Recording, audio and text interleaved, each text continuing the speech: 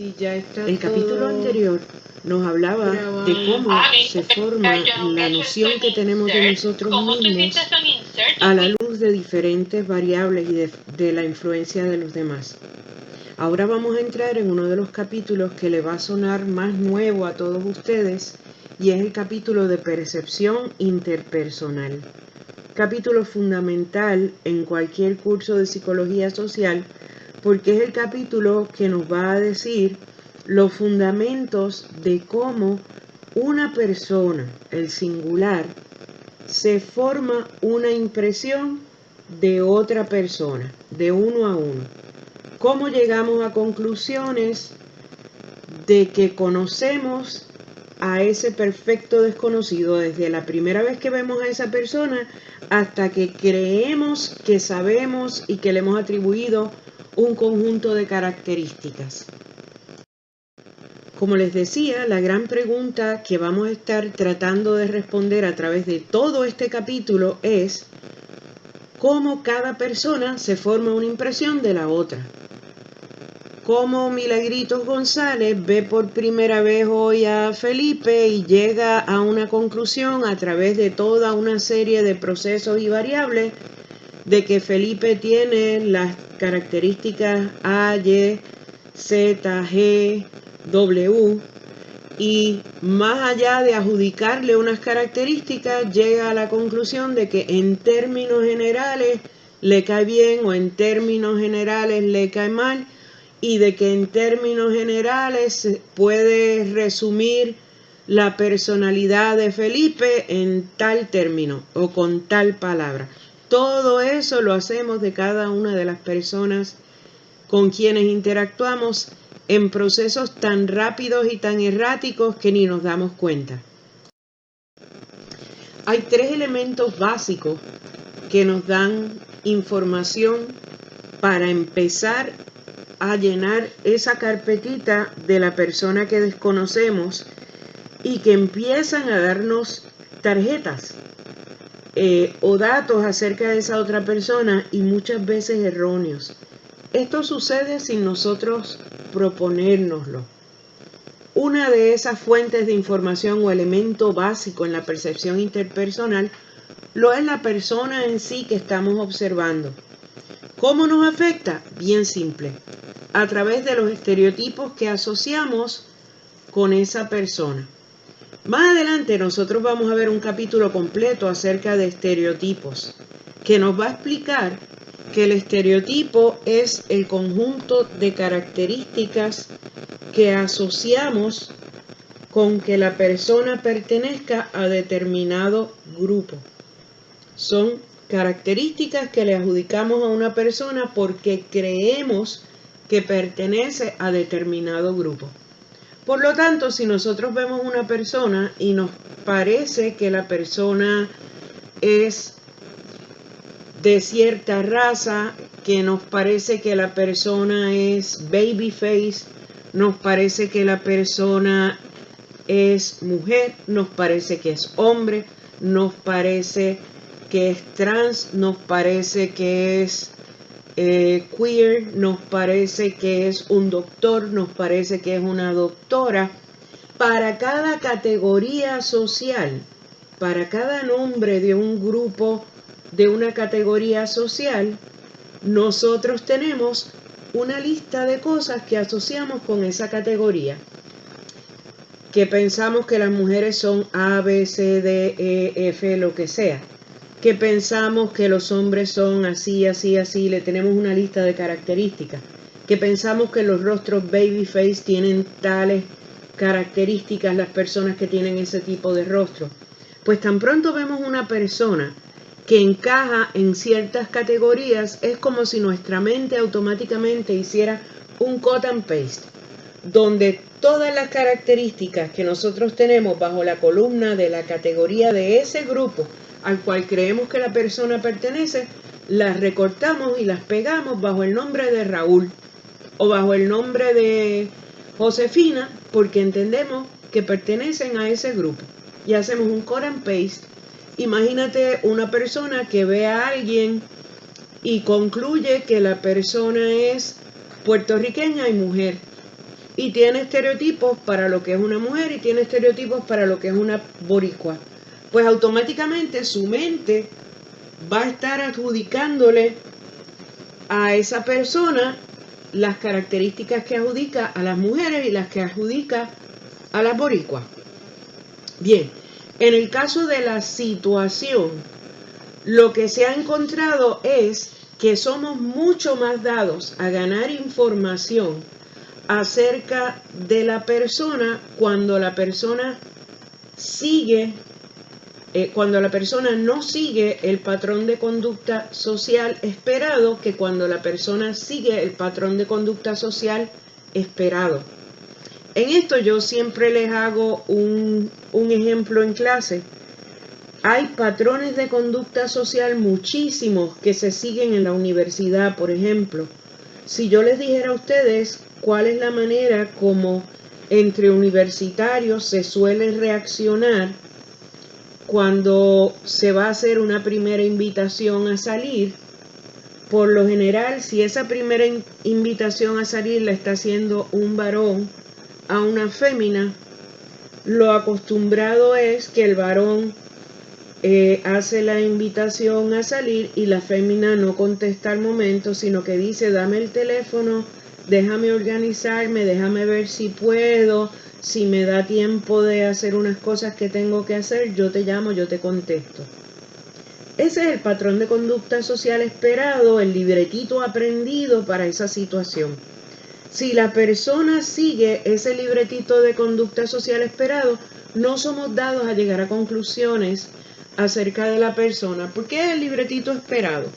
Ahora bien, si el varón le dice, mira, a mí me gustaría salir contigo esta noche, y la fémina le contesta, no, a mí no me invites a salir, a mí invítame con el combo agrandado, dormir, tener relaciones y desayunar mañana por la mañana.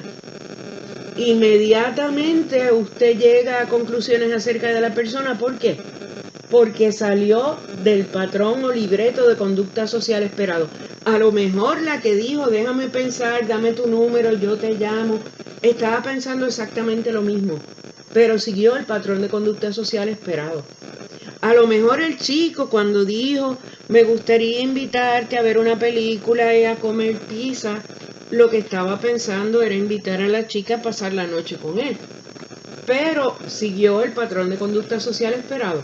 Si en lugar de eso le hubiera dicho a la chica, me gustaría invitarte a tener relaciones esta noche, usted inmediatamente, como es la primera invitación y se brincó el patrón o libreto esperado, llegaba a unas conclusiones acerca del chico. Es un enmandado.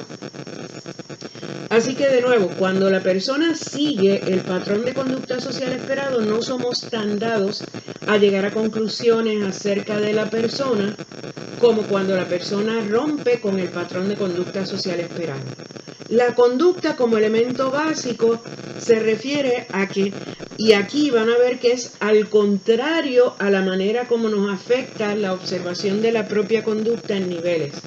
Decíamos en el capítulo anterior que cuando observamos nuestra propia conducta en niveles amplios o altos, ganábamos más información acerca de nosotros mismos.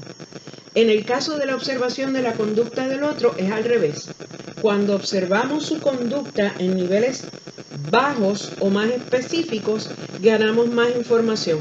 Por ejemplo, una persona que le pregunta a un fanático bien fanático del baloncesto cómo jugó Lucas hoy, y esa persona le dice, pues hizo tantos dobles, tantos triples, tantas asistencias, tantas, de hecho no sé si se hacen dobles y triples, hizo tantas corridas, hizo tantas canastos, tantas faltas. La persona te está dando un recuento de que observó la conducta de ese baloncelista bien en detalle. Mientras que si le preguntas a una persona que no es muy especialista en baloncesto, te puede decir, jugó bien, hizo tantos puntos, que sería una observación de la conducta de esa otra persona en un nivel alto. ¿De cuál de las dos observaciones de conducta del otro ganas más información acerca del otro? Del que observó en niveles más bajos y detallados. Cuando se habla de conducta, también hay que hacer la salvedad de que hay un comportamiento que no implica decir palabras y que tiene un significado que es bien cultural. En este caso se trata de la conducta no verbal. Los libros nos hablan de que hay unos gestos en cuanto a conducta no verbal que son bastante universales. Por ejemplo, siempre que una persona le da una palmada en la espalda a alguien, casi universalmente se interpreta que el que da la palmada es una persona que tiene mayor estatus que la persona que recibe la palmada. Y como ese hay uno que otro gesto que también son bastante universales.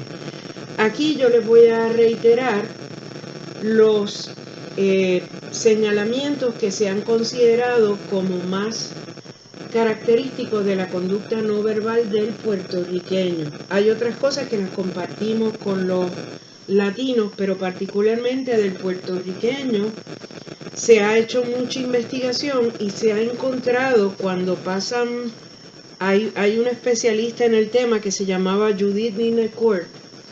Ella estudió el lenguaje no verbal del puertorriqueño y ella y otros especialistas pasaban videos de multitudes saliendo a la hora del trabajo en Manhattan, en avenidas en Buenos Aires, en la Milla de Oro en San Juan, en distintas zonas. Y entonces, donde salía mucha gente caminando apresuradamente para regresar a sus casas.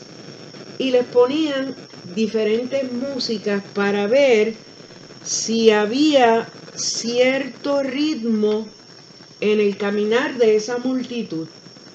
Y entonces encontraban que a diferencia de las multitudes anglosajonas primordialmente, el ritmo al caminar del puertorriqueño era como si, a pesar de que estuviera caminando rápido, era como si estuviera escuchando, y los estudios de ella es cuando no se estaba caminando con headphones, ni con los iPods, ni nada de eso, como si se estuviera escuchando un ritmito que dijera: dime niña, ¿quién te besó a la orilla de la empaliza? Dime niña, ¿quién te besó a la orilla de la empaliza? Y es comiquísimo cuando ella presenta los videos, la multitud de puertorriqueños saliendo del trabajo, caminando bien rápido, y pareciera que están escuchando eso.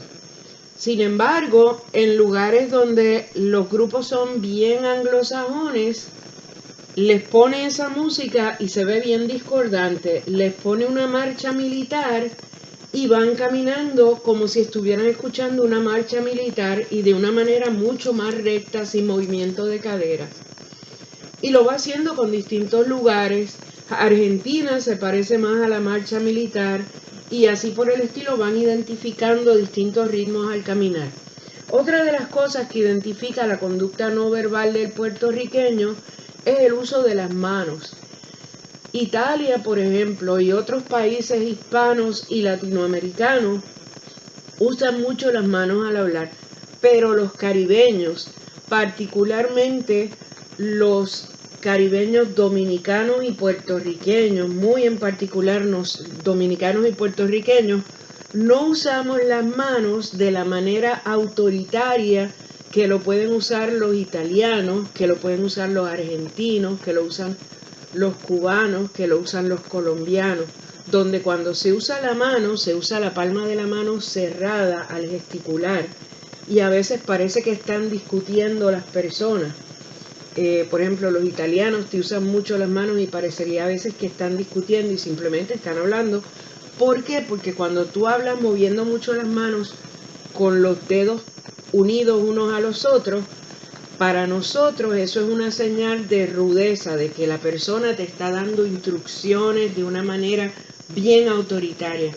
Nosotros, como buenos colonizados al fin, usamos mucho las manos, pero los movimientos de los dedos para suavizar ese movimiento de las manos.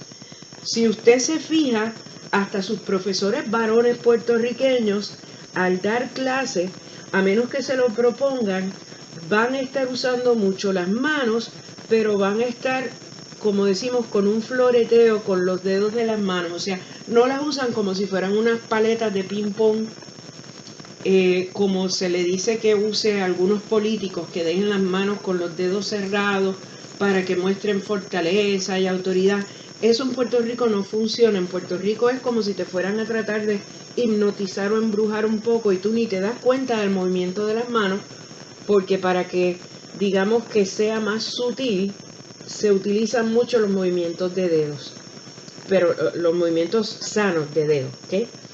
En términos del uso de los músculos de la cara y de la nariz, somos bien histriónicos, particularmente los caribeños.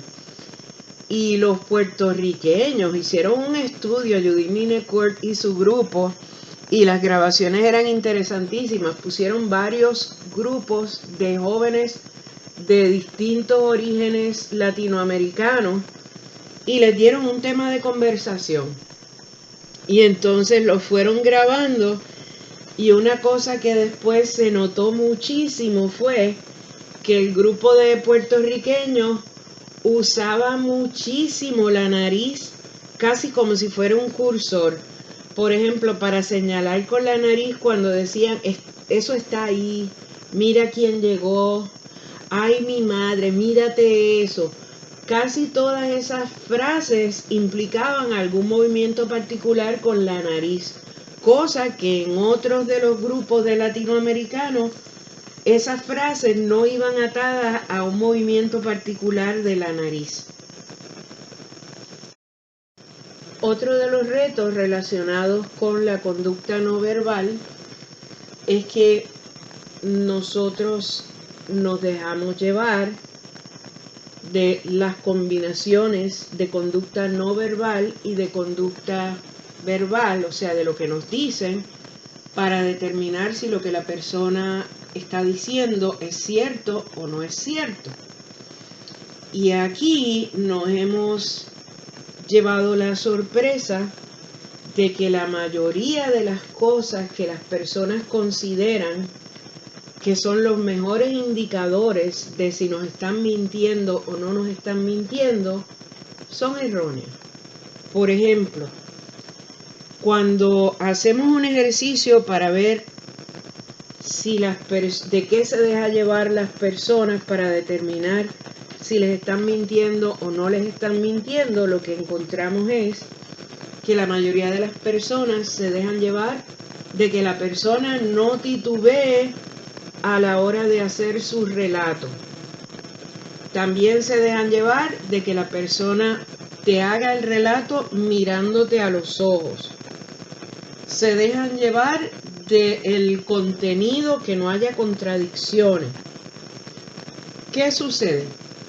Se ha encontrado que si la persona está altamente motivada a mentirte, va a diseñar bien su mentira y no va a haber contradicciones. Lo otro que se sabe es que la persona que va a mentir sabe que te tiene que mentir mirándote a los ojos y que eso es sumamente fácil. De hecho, todos ustedes podrían ahora mismo mirar a la persona que tienen al lado fijamente a los ojos y decirle, te amo profundamente. Y realmente es totalmente falso. ¿Okay? La otra cosa es los tartamudeos o las inflexiones. Hay muchas personas que se ponen nerviosas cuando están hablando o cuando están haciendo un relato, así que el que la persona titubee un poco o te dé más detalles o menos detalles tampoco se debe utilizar para determinar si la persona está mintiendo o no está mintiendo. No obstante, hay muchos avances tanto en la neuropsicología como en investigaciones que no necesitan aparatos tan sofisticados. De hecho, una de las investigaciones más simples encuentra que las personas, cuando están bien motivadas a mentir, se concentran tanto en no equivocarse en el contenido de la mentira, en decírtelo mirándote fijamente a los ojos, en no tartamudear, en decir toda la información que tienen que decir, que entonces la tensión que siempre provoca el estar mintiendo se les escapa en movimientos inusuales de las extremidades. Y que entonces, si tú quieres determinar si te están mintiendo o no, debes desenfocarte un poquito de la mirada y del contenido, hablar un poco con la persona de cosas que tú conoces si son ciertas o no, y mira si mientras se conversa de esas cosas la persona empieza a brincarle una pierna, a mover los brazos de manera un poquito descontrolada. Y cuando entras al tema en el cual tú no estarías muy convencido, sobre todo si vas a comprar un carro y te empiezan a hablar de cuántos choques ha tenido el carro, y ahí en la piernita de la persona empieza a brincar o empieza como que a mover una mano como si estuviera jugando con el aire, pues es altamente probable que haya una mentira por ahí corriendo en esa parte de la conversación. Claro, si tuvieras un detector de mentiras, el detector de mentiras que mejor funciona actualmente y que lo venden hasta por Amazon, es más simple de usar, es el que detecta cambios en la agudeza del tono de la voz. Hay los aparatitos que detectan cambios en la agudeza del tono de la voz que a veces ni la persona misma que está hablando los logra detectar. Te dicen si la persona por un periodo considerable de su relato estuvo con una agudeza en su tono de voz distinta a cuando estaba hablando de cosas que a ti te consta que son correctas, y ese aparatito lo vendía hasta Radio Chat cuando existía en Puerto Rico y era bastante económico. Hay oficinas de abogados donde los abogados lo tienen para saber si la persona, si el cliente con el que están trabajando les está diciendo la verdad o no. Claro, están también los polígrafos, y el libro de ustedes les habla bastante del concepto implicado en el polígrafo, y les habla también de las mediciones neurológicas que se ha encontrado que se pueden hacer, pero usted en su casa no va a tener ese tipo de equipo cuando le pregunte a sus hijos dónde estaban o a su pareja. Otra de las cosas que se complica bastante es que hay veces que el mensaje que está diciendo la persona es cierto para algunos en la audiencia y es falso para otros. Eso es lo que se conoce como un mensaje, que es un fenómeno de audiencias múltiples. Ese es el típico caso donde usted tiene una persona que tiene un amante y entonces llega la esposa y suena el teléfono, es la amante, el tipo está con la esposa al lado y comienza a hablar por teléfono, a cuadrar una cita con la amante, diciendo sí, yo estoy loco porque hagamos ese trabajo, si por mí fuera estaría atendiendo eso ahora mismo. Y claro, hay un mensaje que es cierto para una persona y es falso para otra persona. O vamos a ponernos más inocentes, estás organizando una fiesta de cumpleaños para alguien y esa persona llega cuando están hablando del cumpleaños y ustedes cambian entonces y comienzan a hablar del proyecto del equipo, y el proyecto del equipo es el cumpleaños para el fulano. ¿Okay? Ahí no hay gestos que te puedan ayudar a detectar, porque va a haber una mezcla de señales entre movimientos de las extremidades, mirada, agudeza del tono de la voz. Así que de nuevo, resumiendo, mejor indicador, cambios en la agudeza del tono de la voz, pero eso no lo puedes percibir tan simplemente con tu audición. Normalmente requiere un aparatito. Número 2, ¿qué te puede ayudar? Ver cambios en movimientos de extremidades. Aparte de eso, equipos, diferentes tipos de equipos y mediciones. Ok, ahora entramos en uno de los temas ya más detallados. Ya vimos los 3 elementos básicos de la percepción interpersonal: persona, situación, conducta. En conducta hablamos de conducta no verbal. Hablamos que en la conducta verbal tenemos entonces el fenómeno de detectar cuando nos están mintiendo. Está el fenómeno de las audiencias múltiples, y ahora vamos a entrar en teorías más complejas de percepción interpersonal, y lo primero es hablar de los procesos de atribuciones. Atribuir es adjudicar responsabilidad por algo. Esa responsabilidad por algo termina siendo, en el caso de percepción interpersonal, el concluir que la persona hizo algo debido a que tiene tal característica. Hizo algo debido a que tiene tal disposición, tal rasgo, tal atributo.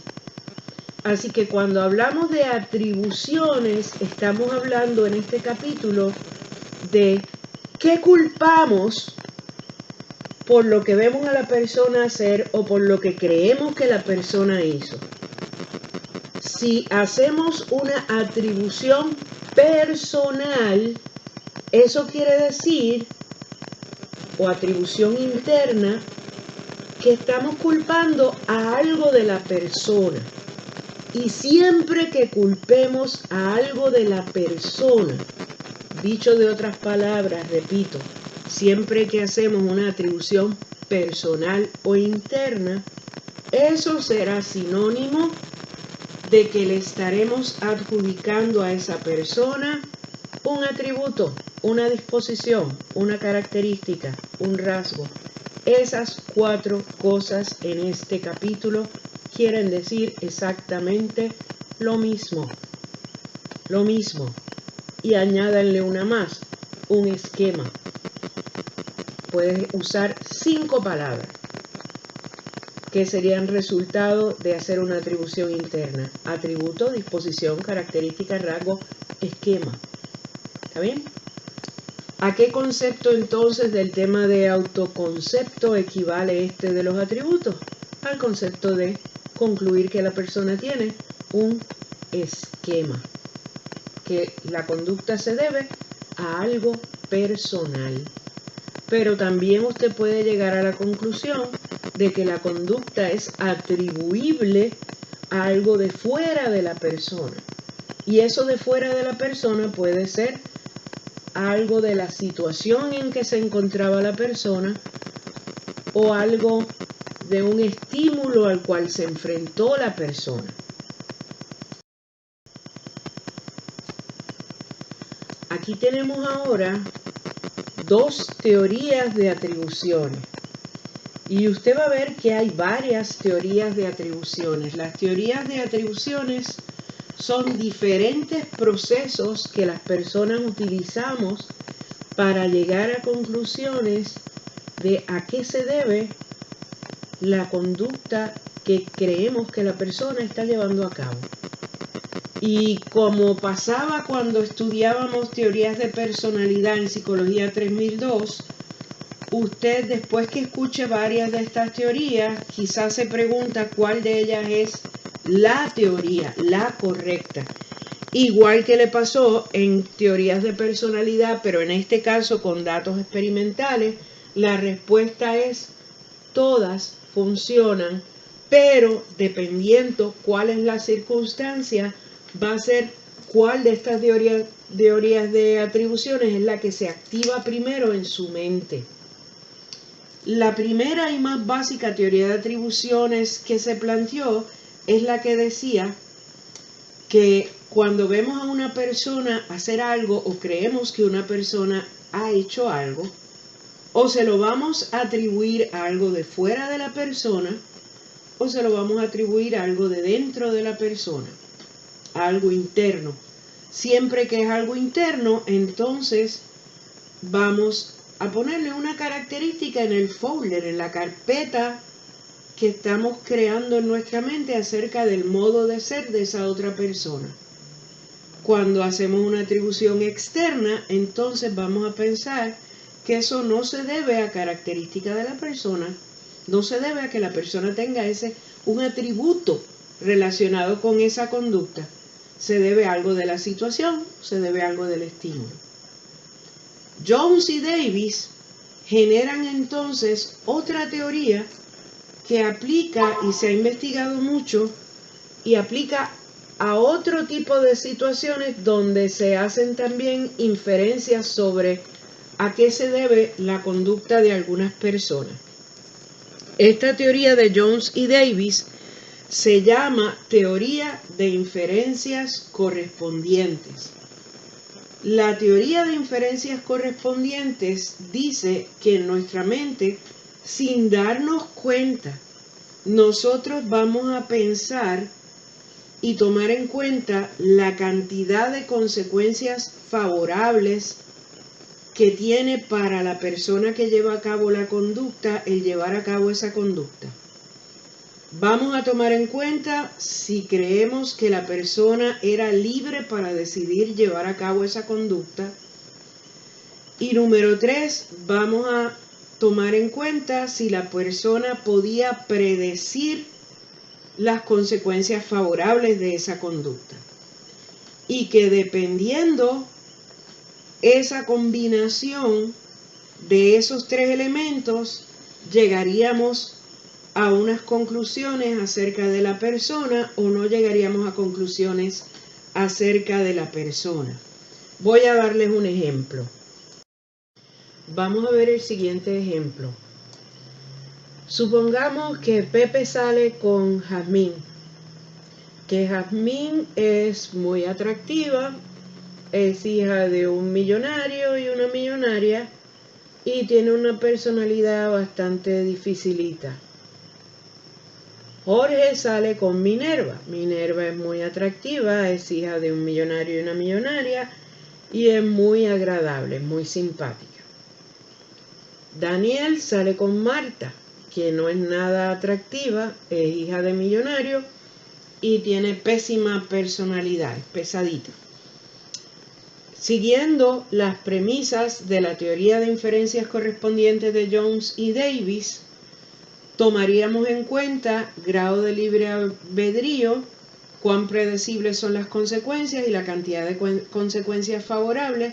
Dependiendo de esa combinación, vamos a asumir o no características acerca de la persona usando la decisión de con quién sale como punto de partida.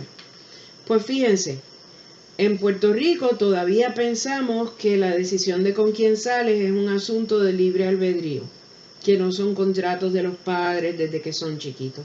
Así que partimos de la premisa que todos están igual en cuanto a libre albedrío. ¿Son predecibles las consecuencias? Sí, porque los 3 son hijas de millonarios.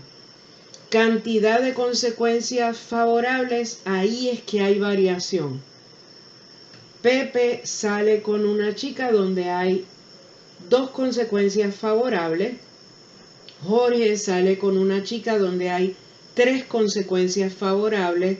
Así que no sabríamos si Pepe sale con la chica porque es bonita o porque es con hija de millonario, o si Jorge sale con la chica por cuál de las 3 cosas.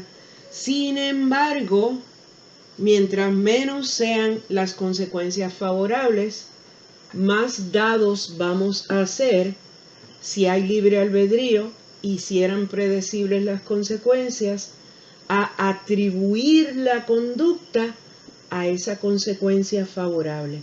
Daniel sale con Marta y lo único que vemos de favorable de salir con Marta es que es hija de millonario, por lo tanto vamos a pensar que Daniel es un interesado y vamos a atribuirle a Daniel una característica, un atributo, un rasgo, un esquema de ser un interesado. Fíjate que esto no verifica, esto no valida, igual que en el caso de el autoconcepto, podíamos entrar información en nuestro autoconcepto totalmente errática. En el caso de cómo vamos formándonos la percepción del otro, también vamos a estar viendo en este capítulo la manera como vamos llenando ese folder de atributo, disposición, rasgo, esquema, característica que le vamos adjudicando al otro, pero nada dice que para que nosotros adjudiquemos esa característica, ese rasgo, ese atributo, esa disposición, recuerden, lo repito muchas veces para que sepan que todas esas palabras las usamos para referirnos a lo mismo, un atributo. Nada requiere que para nosotros adjudicarle eso a la otra persona, eso tenga que ser correcto. Ok, ahora entramos en una teoría que toma bastante tiempo explicarla. Es una teoría de atribuciones también, y es la teoría que se conoce como teoría de covariación de Kelly. La palabra covariación se refiere a que aquí vamos a hacer combinaciones de cosas variando a la vez. Y vamos a ver cómo si dos cosas varían a la vez nos dan un tipo de atribución, un tipo de conclusión acerca de a qué se debe la conducta del otro. En el caso de la teoría de covariación de Kelly, nos lleva a hacer atribuciones o al estímulo o a la persona. ¿Cuál de los dos tipos de atribución representa atribuir una característica al otro? Definitivamente, siempre que hablemos de que hacemos una atribución a la persona, yo les había dicho que es lo mismo que decir hacemos una atribución interna, y cuando decimos hacer una atribución a la persona o una atribución interna, estamos hablando de que responsabilizamos a algo de la persona, a una característica, una disposición, un atributo, un rasgo, un esquema de la persona por la conducta de la persona. Bien, vocabulario básico para entender la teoría de Kelly. Consenso, distinción y consistencia. Vamos a ver cada una de estas piezas de vocabulario para entonces poder adentrarnos en la teoría de covariación de Kelly. Consenso se refiere al nivel al cual la conducta sea llevada a cabo por más personas y no solamente por la persona que estamos observando. ¿Okay? Distinción se refiere a si la persona que estamos observando se comporta, se conduce de la misma manera hacia otros estímulos parecidos al estímulo al cual le vemos conducirse de determinada manera. Consistencia se refiere a si la persona nosotros creemos que se comportaría de manera igual hacia el estímulo, aunque le cambiáramos la situación en la cual se encuentre. Repito, consenso se refiere a si la persona es quien único se comporta así hacia el estímulo o si otras personas reaccionan igual hacia el estímulo. Distinción se refiere a si creemos que la persona solamente reacciona así hacia ese estímulo o si reacciona de igual forma a otros estímulos parecidos. Consistencia, si pensamos que la persona se conduciría de manera igual hacia ese estímulo, aun si le variáramos la situación. Ok, en este sentido, empecemos a ver la teoría de covariación ya con el vocabulario por partes. Se habla entonces de que es una conducta de alto consenso si nosotros asumimos que todas las personas reaccionarían igual en relación al estímulo que estamos viendo a esa persona reaccionar. Y asumimos que es una conducta de bajo consenso si pensamos que solamente la persona que estamos observando reaccionaría así hacia ese estímulo. Supongamos que vemos una persona salir del cine de una película que nosotros sabemos que es ordinariamente asquerosa en cuanto a la presentación de sangre y de agresión. Y vemos que esta persona sale con rostro de autorrealización y de iluminado y con una satisfacción increíble. El estímulo es la película, que nosotros no la fuimos a ver porque lo que hemos leído es que es una asquerosidad de película. Pero vemos a la persona salir con toda esta reacción de satisfacción, de autorrealización. Podríamos entonces pensar que es alto consenso si nosotros creemos que todo el mundo reaccionaría igual hacia esa película. Pensaríamos que es de bajo consenso si entendemos que esta persona es quien único reacciona así. ¿Qué responsabilizaríamos por esa reacción de autorrealización ante esa película?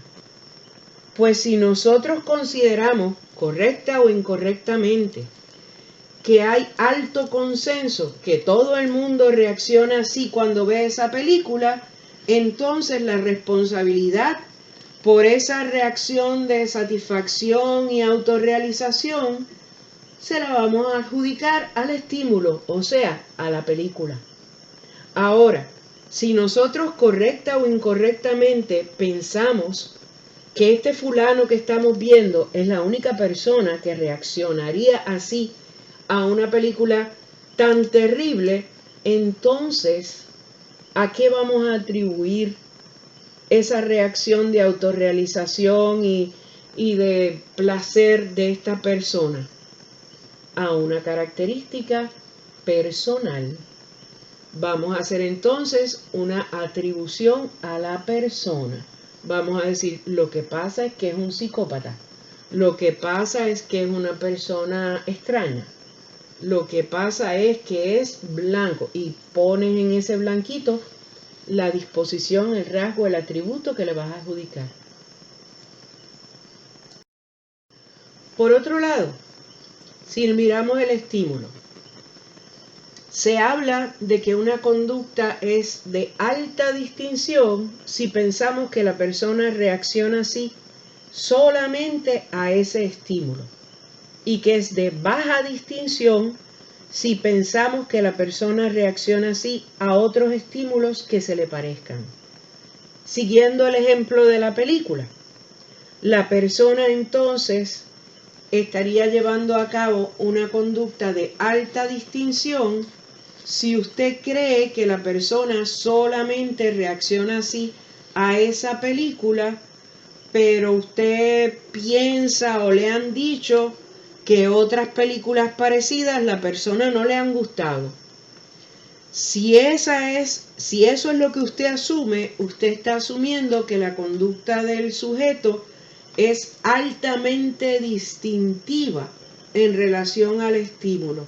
Por lo tanto, ¿qué usted culparía de esa conducta de la persona en torno a esa película?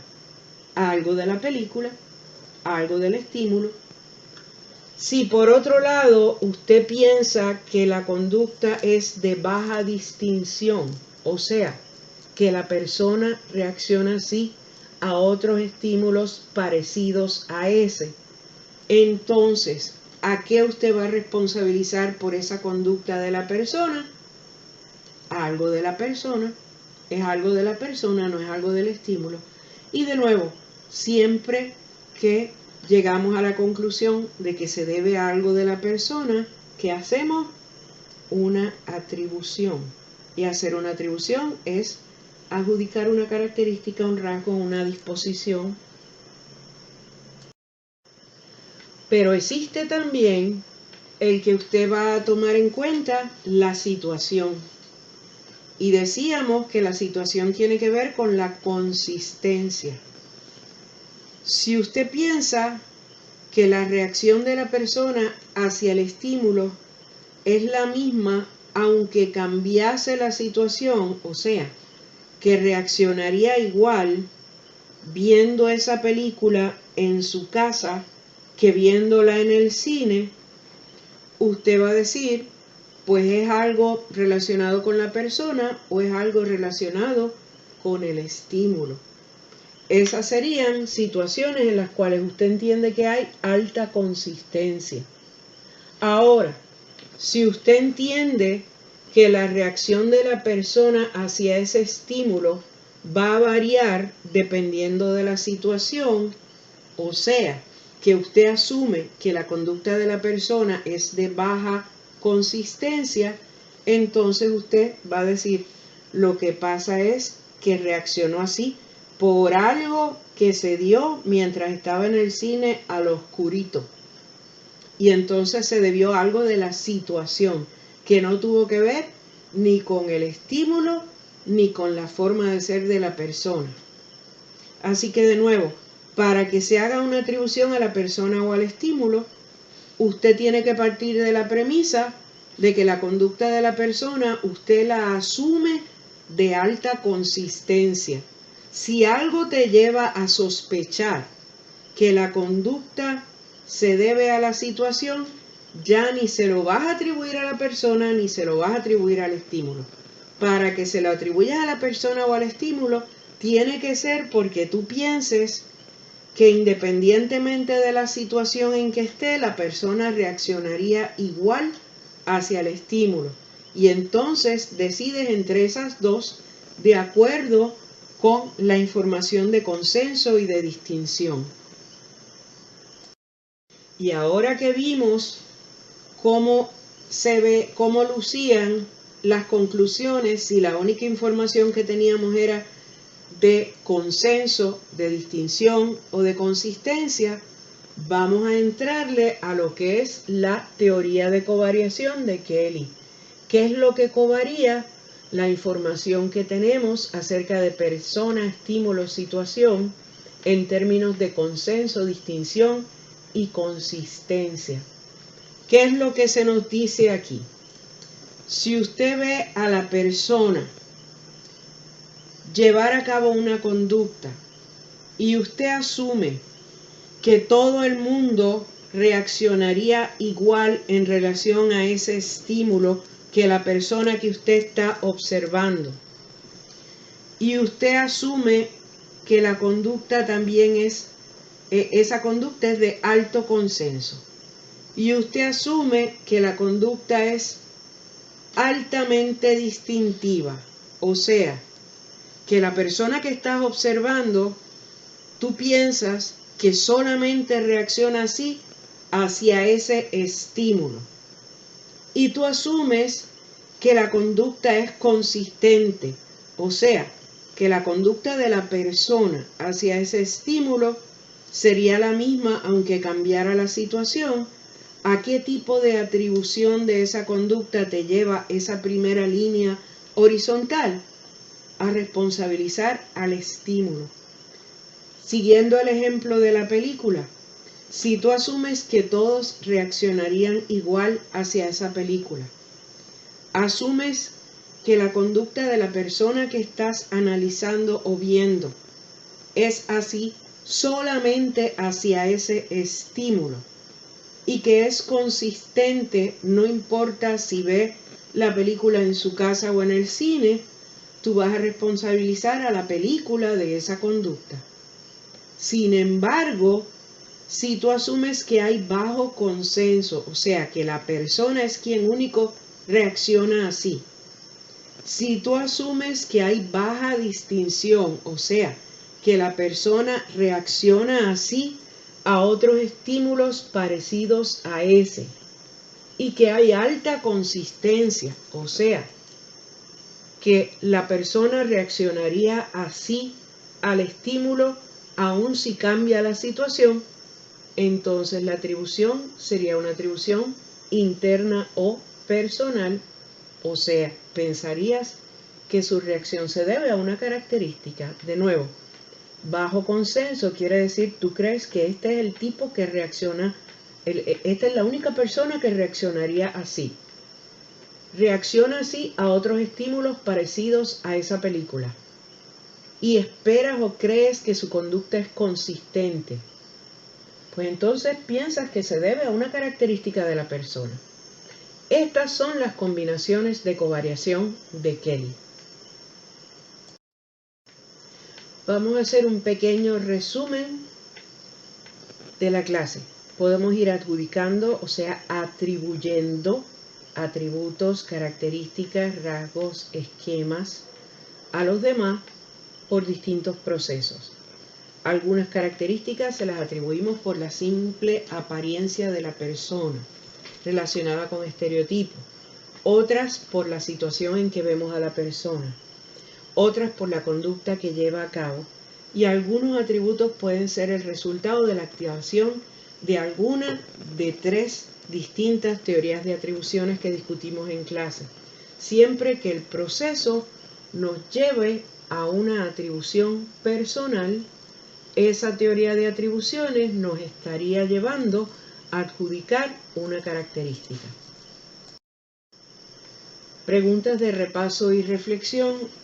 Explica en tus propias palabras lo que conoces hasta ahora de las distintas maneras como vas atribuyendo características. Y no me canso de repetirlo porque tienen que poderlo decir de distintas maneras. Atributos, rasgos, disposiciones, esquemas. En tu mente a la impresión que eventualmente te formas de la otra persona. ¿En qué condiciones las teorías de atribuciones explicadas en clase dirigen a la persona a hacer una atribución personal?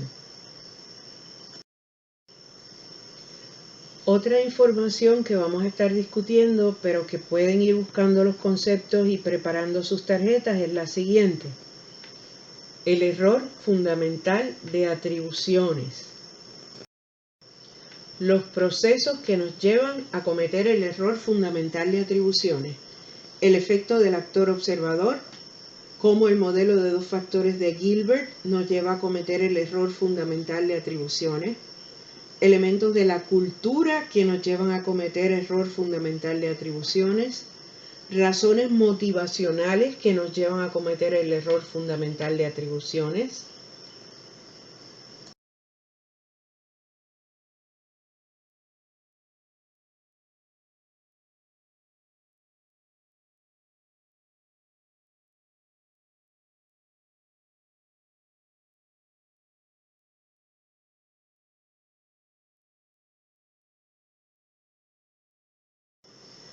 Procesos que aumentan la probabilidad de que hagamos el tipo de error fundamental de atribuciones ocasionado por culpar a la víctima.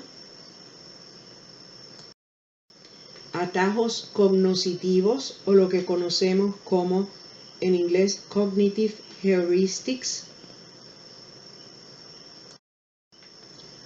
Formación de impresión acerca del otro, o lo que es lo mismo, cómo luego de que le hemos adjudicado características o atributos a la otra persona, los combinamos para formarnos una impresión global o general sobre esa persona.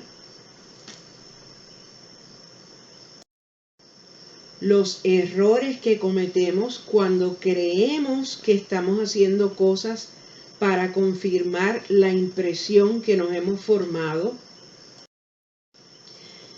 Y el resumen de los conceptos principales del capítulo, donde vamos desde la persona que observa a otra, de esa persona capta una información básica que te la dan los elementos de la persona, la situación y la conducta que le ves llevar a cabo.